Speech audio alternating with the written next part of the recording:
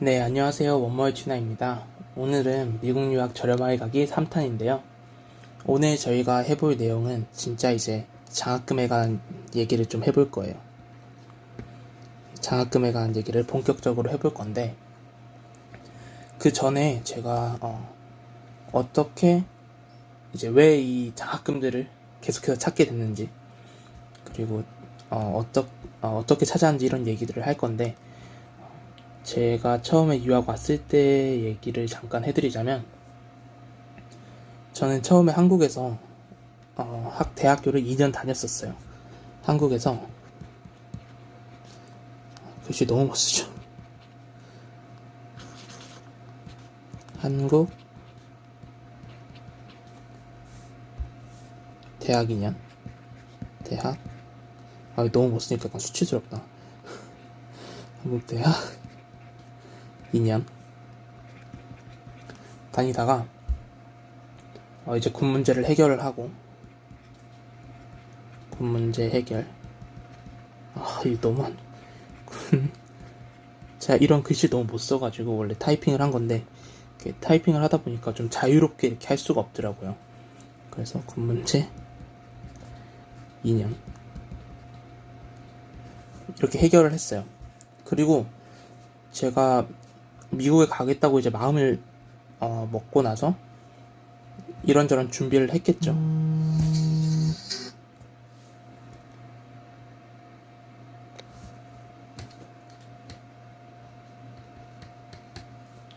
이런저런 준비를 했겠죠. 그때 소요된 시간이 한 1년 정도 걸린 것 같아요. 한 1년? 유학 준비?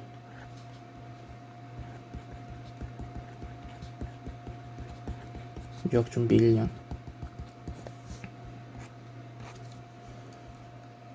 이제 그리고 제가 한국에서 대학 2년을 다녔으니까 저는 미국으로 트랜스퍼 할 생각이었거든요. 처음에는 4년제로.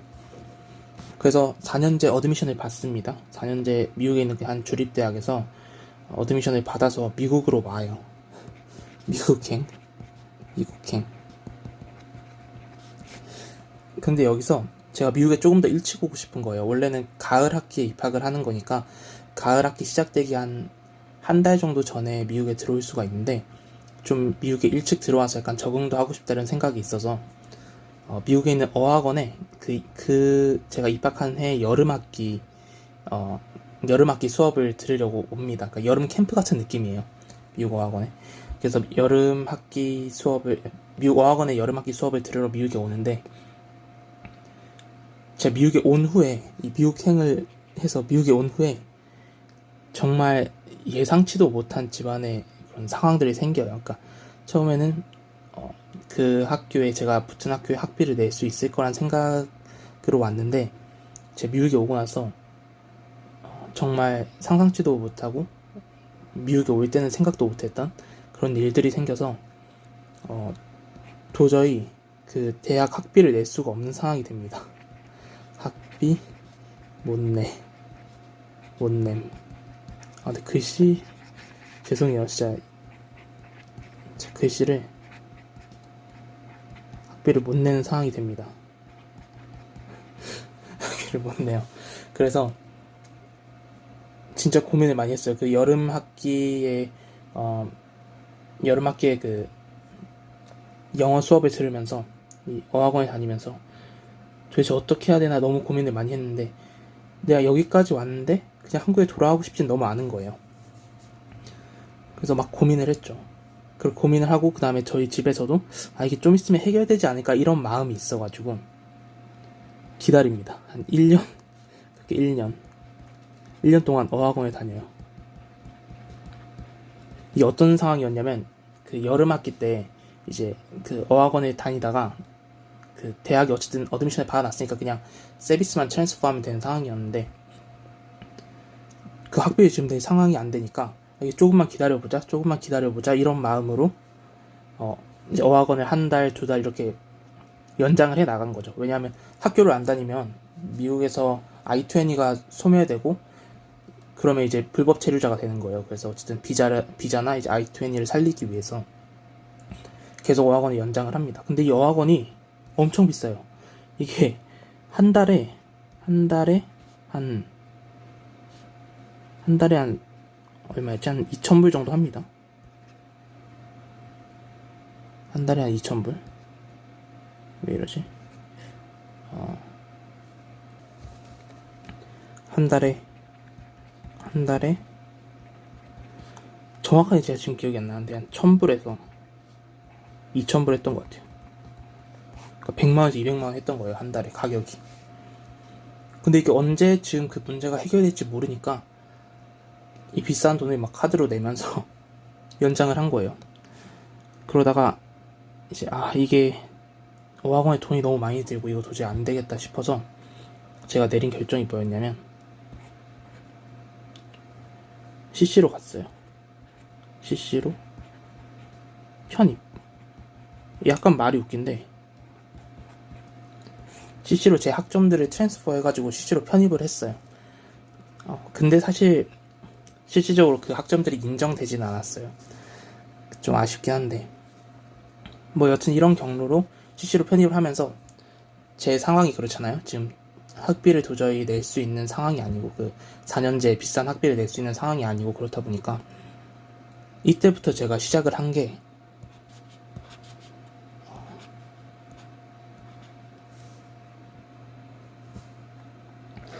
그러면서 이제 CC에서 장학금을 받으면서 편입하는 법, 장학금 받으면서 편입하는 법, 장학금 받으면서 4년제로 편입하는 방법에 대해서 제가 찾아보기 시작했어요. 이게 제가 찾으면서 지금까지 느껴온 건데 쉽지가 않아요. 왜냐하면 제가 이렇게 표로 약간 잠깐 말씀을 드리자면 이렇습니다. 장학금 받기에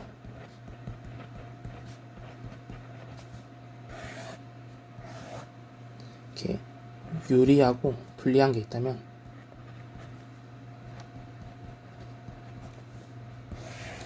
일단은 신입생이 편입생보다 유리해요.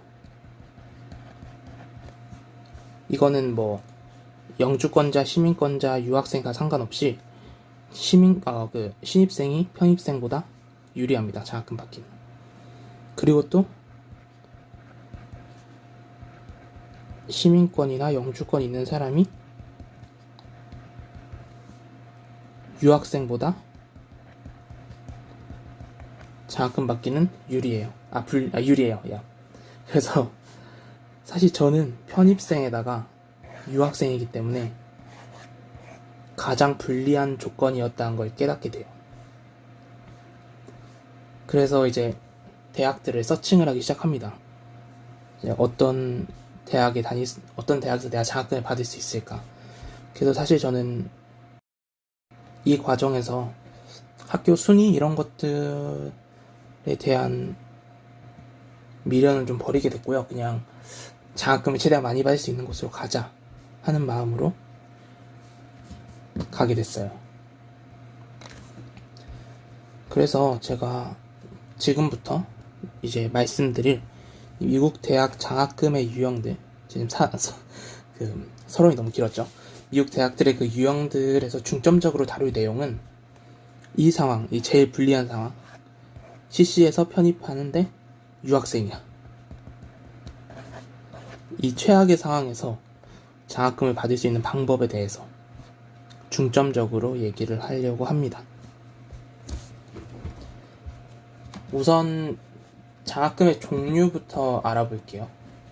무슨 장학금들이 있는가. 미국 대학의 장학금들 중에 처음에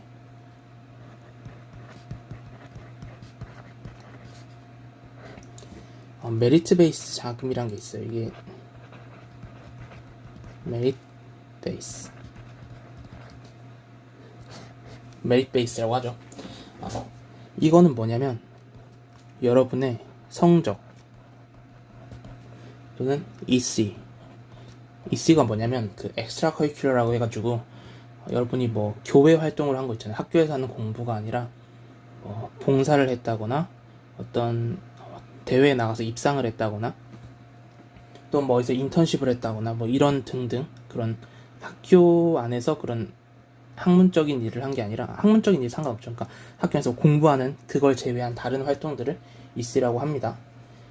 그러니까 다른 이제 외부에서 하는 뭐 학교 교내에서 하는 뭐 대회에 나가서 상 받고 뭐 경시대에 나가서 상 받고 다 있어요. 플러스 에세이가 있을 수 있죠. 에세이. 이제 우리가 보통 학교를 지원하게 되면 에세이를 요구합니다. 뭐 2개를 내라고 하는 학교도 있고 뭐 심한 경우는 5개까지도 막 에세이 주제를 주는 학교들도 있는데 이 에세이 이런 것들을 이제 총체적으로 또 뭐 다른 뭐 여러 가지 요소들이 있을 텐데 이런 것들을 총체적으로 보고 여러분께 장학금을 얼마를 줄지 결정하는 거예요. 이거를 저희가 메릿 베이스 장학금이라고 하고 일반적으로 저희가 아는 그 스컬러십 그게 이제 메릿 베이스죠.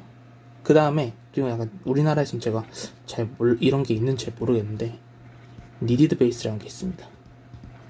제가 글씨 너무 못 쓰는 건 다시 한번 죄송합니다. 근데 어떻게 할 수가 없어요. 제가 초등학생 때부터 악필이었어요. 그래가지고 다시 죄송합니다. 어쨌든 이 니디드 베이스는 뭐냐면 집안 소득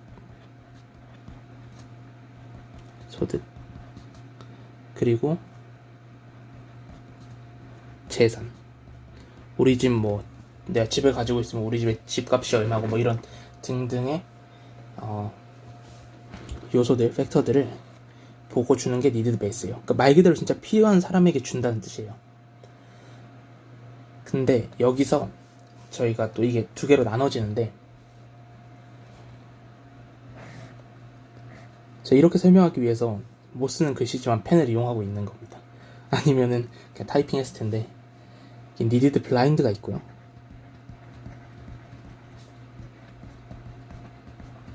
니디드 블라인드가 있고 니디드 어웨어가 있어요.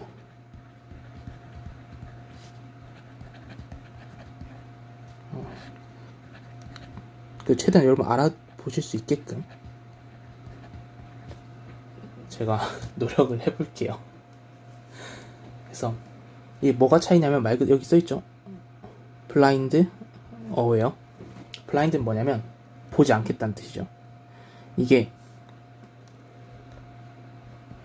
이 사람이 니디드 베이스 장학금이 필요하든 필요하지 않든 그게 입학 결과에 전혀 영향을 주지 않는 거예요. 쉽게 말하면 학생이 합격했어. 일단 합격했어.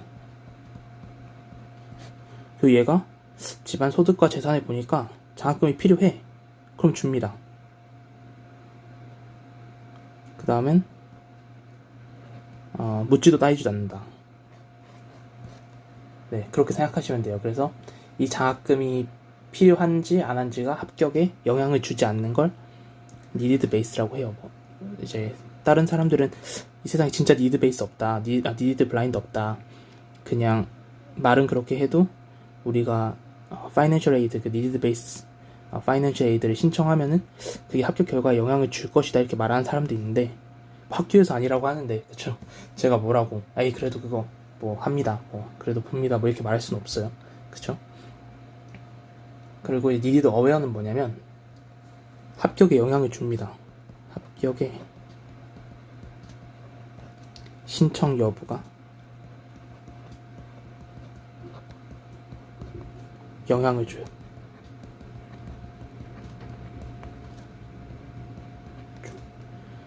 글씨 진짜 이게 혼자 필기할 땐 상관이 없는데 누군가에게 보여주라고 하니까 굉장히 수치스럽네요. 보통 우리가 학교에 지원할 때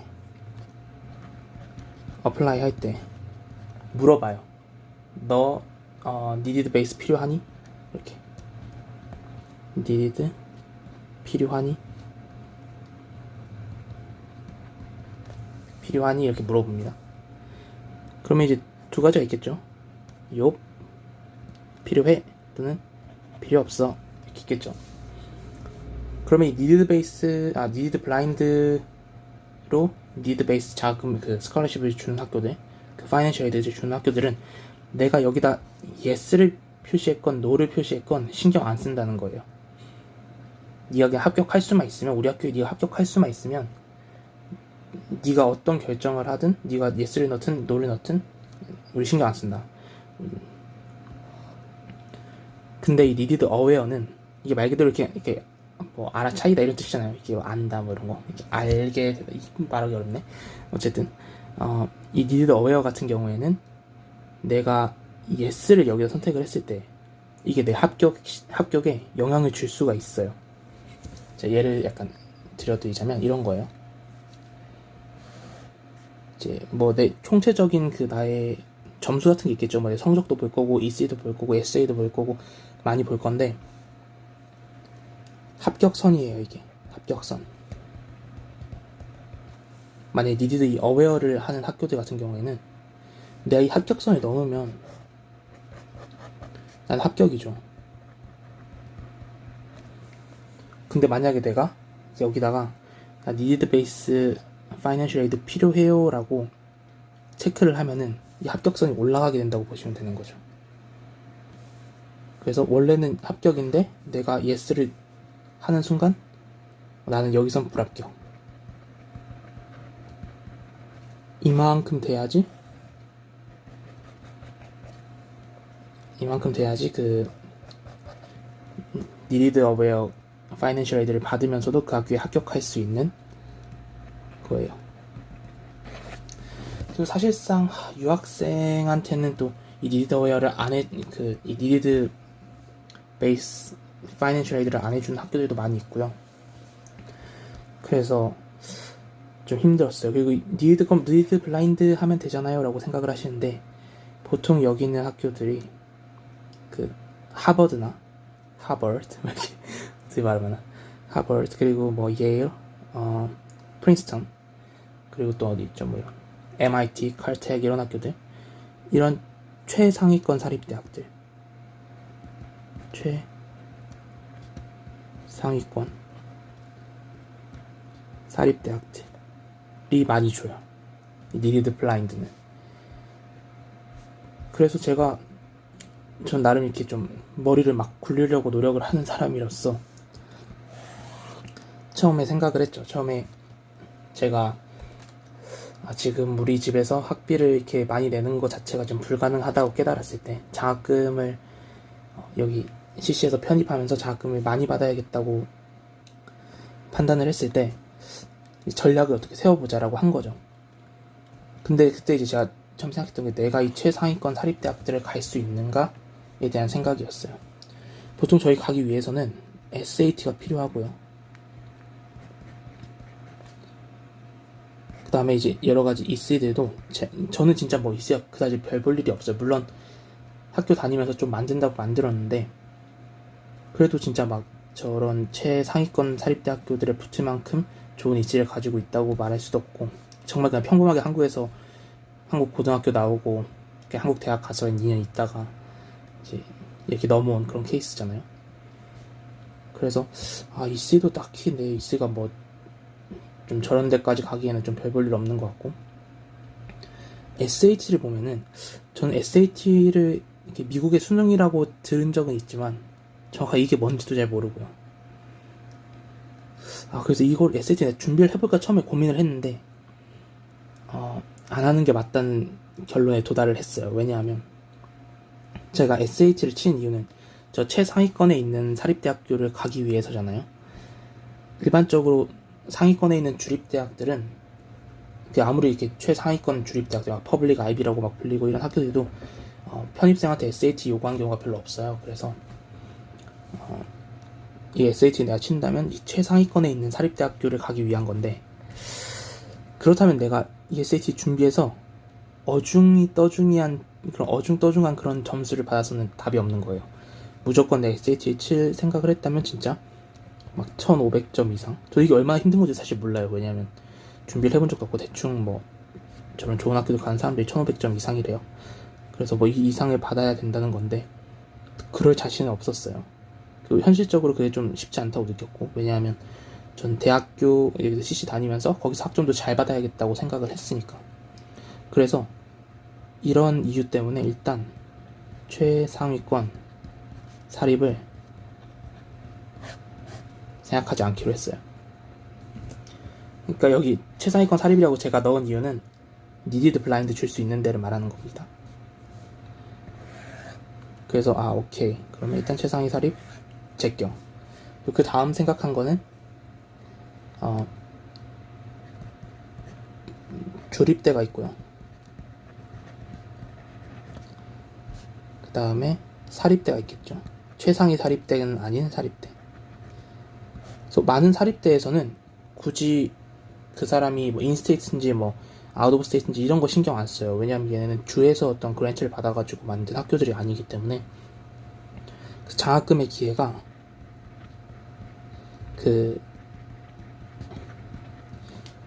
기회가 훨씬 더 주립대에 비해서 넓게 열려 있어요. 근데 그만큼 학비가 비싼 거죠. 학비는 그만큼 훨씬 비싸지만, 주립대 같은 경우에 예를 들어 보면은 학비 자체는 좀 더 싸지만 이 장학금의 기회가